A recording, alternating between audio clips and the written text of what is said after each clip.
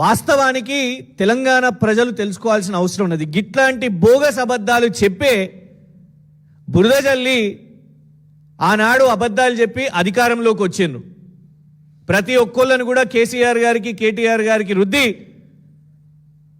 బద్నాం చేసి ఇవాళ అధికారంలోకి వచ్చిండ్రు. అధికారంలోకి వచ్చి బ్రదర్స్ చేస్తున్న వ్యాపారం ఇట్లా. బ్రదర్ని కలవండి, కాంట్రాక్ట్ కొట్టండి. తిరుపతి రెడ్డి గారిని కలవండి, కాంట్రాక్ట్ కొట్టండి. దీన్ని నమ్మి తాజా మాజీ శాసన మండలి సభ్యులు కూడా బురద చల్లడానికి వస్తారు.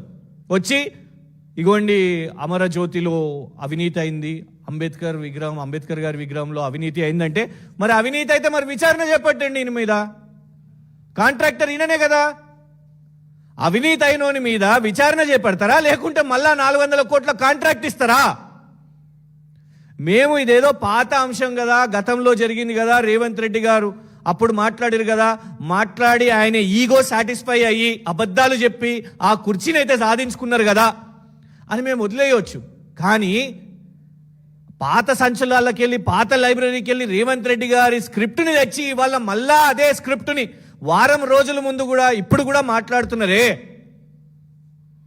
రాష్ట్ర ప్రజలకు ఇది తెలియద్దా? మరి ఇది కూడా చెప్పండి రాష్ట్ర ప్రజలకు. ఈయననే అమరజ్యోతి కాంట్రాక్ట్ వచ్చిన ఆయనే, ఈయననే అంబేద్కర్ విగ్రహం ఆనాడు కూడా కాంట్రాక్ట్ వచ్చిన ఆయనే, కేపీసీ ప్రాజెక్ట్స్. కానీ ఇవాళ ఎవరితోనున్నారు? మరి 400 కోట్ల కాంట్రాక్ట్ వచ్చింది కదా. మరి దానికి రేవంత్ రెడ్డి గారు ప్రభుత్వం సమాధానం చెప్పాలి. వారి కోసం ఈ మధ్య వకాల్తా పుచ్చుకున్న వాళ్ళు కూడా సమాధానం చెప్పాల్సిన అవసరం ఉన్నది. ఇప్పటికైనా అబద్ధాలు మానుకోండి.